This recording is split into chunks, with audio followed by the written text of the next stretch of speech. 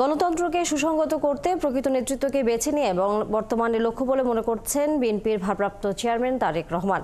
নড়াইলের দলের দ্বিবার্ষিক সম্মেলনে লন্ডন থেকে ভার্চুয়ালি যুক্ত হয়ে তিনি মন্তব্য করেন, এ সময় সাবেক ফ্যাসিবাদী সরকার যে অনিয়ম করেছে তা থেকে উত্তরণে বিএনপির ৩১ দফা নিয়ে নেতাকর্মীদের কাজে নামার আহ্বান জানান তিনি।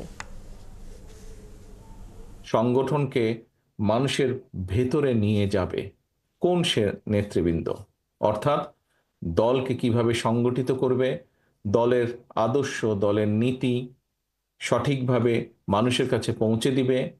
একই সাথে যারা এই দলের জন্য বিগত দিনে সংগ্রাম করেছে, দলের ঝান্ডাকে ধরে রেখেছে, তাদেরকে মূল্যায়ন করা হবে।